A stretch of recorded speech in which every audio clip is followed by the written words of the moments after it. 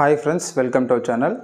So இன்னைக்கு வந்து பாத்தீங்கன்னா இந்த வீடியோல நம்ம Z transform உடைய ப்ராப்பர்ட்டிஸ் தான் நம்ம பார்க்க போறோம். So last classல பாத்தீங்கன்னா Z transformனா என்ன, அதுக்கு அப்புறம் வந்து relationship between Z transform and Fourier transform, அதாவது discrete time Fourier transform பார்த்தோம்.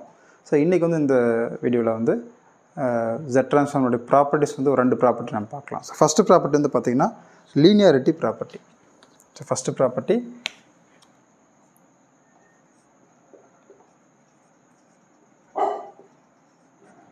linearity property. So இப்போ linearity property அப்படின்றது என்னன்னு பார்த்தீங்கன்னா homogeneous and additivity. ஸோ இது ரெண்டுத்தையுமே வந்து சாட்டிஸ்ஃபை பண்ணக்கூடிய ஒரு ப்ராப்பர்ட்டி தான் linearity property. ஸோ இதுக்கு என்ன இன்னொரு பேர் வந்து பார்த்தீங்கன்னா பிரின்சிபல் ஆஃப் சூப்பர்பொசிஷன் தியரமை வந்து சாட்டிஸ்ஃபை பண்ணிச்சுன்னா linearity வந்து ட்ரூவாக இருக்கும். ஸோ எப்படின்னு பார்த்தீங்கன்னா இப்போ ஒரு சிக்னல் இருக்குது. For example x1 of n. So x1 of n ஒரு சிக்னல் இருக்குது. இதனுடைய z transform பேர் வந்து பார்த்தீங்கன்னா x1 of z with ROC. இதனுடைய ROC ரீஜன் ஆஃப் கன்வர்ஜென்ஸ் வந்து R1 அப்படி வச்சுக்கிட்டோம்னா second signal x2 of n. So இதனுடைய z transform பேர். ஸோ இதெல்லாம் வந்து z transform பேர் x2 of z அப்படி இருந்ததுன்னா இதனுடைய ROC வந்து R2 அப்படின்னு இருந்துச்சுன்னா ஸோ linearity ப்ராப்பர்ட்டி என்ன சொல்லுதுன்னு பார்த்தீங்கன்னா a times of a என்றது some constant a times of x1 of n plus b times of x2 of n. So இதனுடைய z transform pair என்னவா இருக்கும் அப்படின்னு பார்த்தீங்கன்னா a into x1 of z plus b into x2 of z. இது ROC என்ன இருக்கும் அப்படின்னு பார்த்தீங்கன்னா intersection or overlapping of R1 and R2. So intersection or overlapping of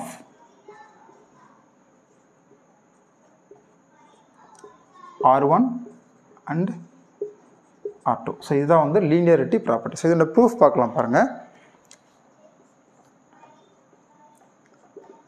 proof so நமக்கு தெரியும். ஸோ நமக்கு வந்து பார்த்தீங்கன்னா Z transform ஃபார்முலா ஃபஸ்ட் நம்ம எழுதிப்போம். ஸோ அதுக்கு முன்னாடி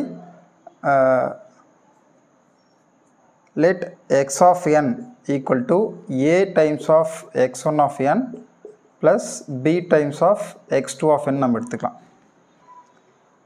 ஸோ இப்போது இந்த x of n சிக்னலுக்கு நம்ம வந்து Z transform கண்டுபிடிச்சு பார்க்கலாம்.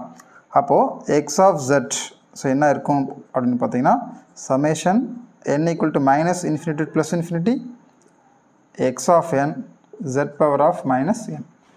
ஸோ இதுதான் வந்து formula to find the Z transform. So இதில் x of n சப்ஸ்டியூட் பண்ணி பார்க்கலாம். summation n equal to minus infinity to plus infinity x of n க்கு பதில் a times of x1 of n plus b times of x2 of n into z power of minus n.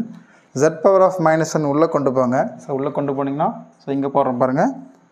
summation n equal to minus infinity to plus infinity. So a constant வெளியே எடுத்துடலாம். So first உள்ள மட்டும் பண்ணிடலாம். a times of x1 of n z power of minus n plus b times of x2 of n z power of minus n. So இதிலிருந்து a constant வெளியே எடுத்துடலாம். So a times of இது வந்து ஃபுல்லாக வந்து சம்மேஷன் வரும் உங்களுக்கு n equal to minus infinity plus infinity. So summation உள்ள மட்டும் பண்ணிடுறேன். x1 of n z power of minus n plus b constant வெளியே எடுத்துடலாம். ஸோ இந்த சமேஷன் வந்து ரெண்டு டேர்முக்கு காமன். ஸோ அதனால் ரெண்டுத்துக்கு தனித்தனியாக பிரித்து எழுதிக்கலாம். n equal to minus infinity plus infinity x2 of n z power of minus n. So இதில் a வந்து கான்ஸ்டன்ட். ஸோ இந்த டேர்ம் தான் வந்து பார்த்தீங்கன்னா ஸோ உங்களுக்கு இந்த டேர்ம் வந்து x1 of z, இந்த டேர்ம் வந்து பார்த்தீங்கன்னா x2 of z. ஸோ அப்போது a times of x1 of z plus b times of x2 of z. So இதுதான் வந்து ப்ரூஃப். ஸோ இதில் ROCன்றது intersection or overlapping of R1 and R2. So இதுதான் வந்து ரீஜன் ஆஃப் கன்வர்ஜென்ஸ். ஸோ இதில் வந்து பார்த்திங்கன்னா உங்களுக்கு ROC வந்து லீனியாரிட்டி ப்ராப்பர்ட்டியில் எப்படி இருக்கும் அப்படின்னு கேட்பாங்க competitive exam point of view. But anyway நம்ம வந்து இதனோட ப்ரூஃப் நம்ம தெரிஞ்சு வச்சுக்கணும். So second property time shifting property. So time shifting property என்ன சொல்லுதுன்னு பார்த்தீங்கன்னா செகண்டு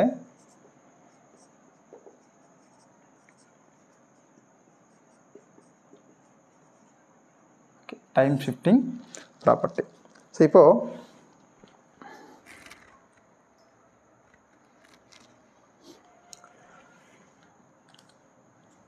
ஸோ நம்மக்கிட்ட ஒரு சிக்னல் இருக்குது x of n. x of n-னுடைய z transform pair x of z அப்படி இருந்ததுன்னா இதனுடைய ரீஜன் ஆஃப் கன்வர்ஜென்ஸ் ஆர் அப்படின்னு இருந்துச்சுன்னா x of n minus k, அதாவது nன்றது வந்து shifted by k. So k times வந்து ஷிஃப்ட் ஆச்சுன்னா இதனுடைய z ட்ரான்ஸ்ஃபார்ம் பேர் என்ன இருக்கும் அப்படின்னு பார்த்தீங்கன்னா z power of minus k x of z இருக்கும். பட் ROC எந்த விதமான சேஞ்சஸும் கிடையாது. ஸோ ROCயில் எந்த விதமான சேஞ்சஸும் கிடையாது டைம் ஷிஃப்டிங் ப்ராப்பர்ட்டியில். ஸோ இப்போ இதனுடைய ப்ரூஃப் பார்க்கலாம். ஸோ ப்ரூஃப் பார்த்தீங்கன்னா ஸோ ஆஸ் யூஷுவல் நம்ம z transform of x of n minus k கண்டுபிடிக்கணும். ஸோ ஃபார்முலா படி x of z கண்டுபிடிக்கிறதுக்கு summation n equal to minus infinity plus infinity x of n, இங்கே x of n க்கு பதில் தான் x of n minus k போட்டிருக்கோம் into z power of minus n.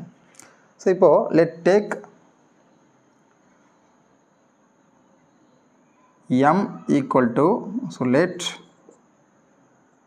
m equal to n minus k. So அப்போ இதிலிருந்து n equal to m plus k. So இது கொண்டு வந்து இந்த ஈக்குவேஷன் சப்ஸ்டியூட் பண்ணலாம். சப்ஸ்டியூட் பண்ணும்போது summation n equal to minus infinity plus infinity. So இப்போ வந்து n என்ன ஆகிடும் m மாறிடும். ஸோ n equal to இப்போது m மாறிடும். அப்போ m equal to minus infinity plus infinity x of n minus kக்கு பதிலாக x of m, ஏன்னா m equal to n minus k.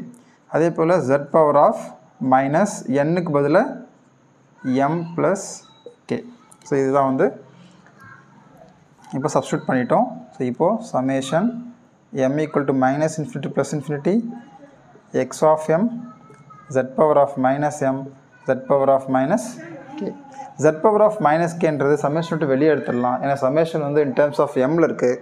அப்போ வெளியே எடுத்தோம்னா z power of minus k கிடைக்கும். அப்போ summation m equal to minus infinity plus infinity x of m z power of minus m. So இது மட்டும் பார்த்தீங்கன்னா இது மட்டும் x of z in terms of mல இருக்குது. ஸோ நம்ம nல படிச்சிருப்போம், in terms of mல இருக்குது. So z power of minus k into x of z. So நமக்கு ப்ரூவ் ஆகிடுச்சு ரீஜன் ஆஃப் கன்வர்ஜென்ஸ் அதுதான். ஸோ பார்த்தீங்கன்னா இந்த வீடியோவில் நம்ம வந்து லீனியாரிட்டி ப்ராப்பர்ட்டி அதே போல் டைம் ஷிஃப்டிங் ப்ராப்பர்ட்டி பார்த்தோம். ஸோ நெக்ஸ்ட் கிளாஸில் அடுத்த 2 ப்ராப்பர்ட்டி பார்க்கலாம். Thank you friends.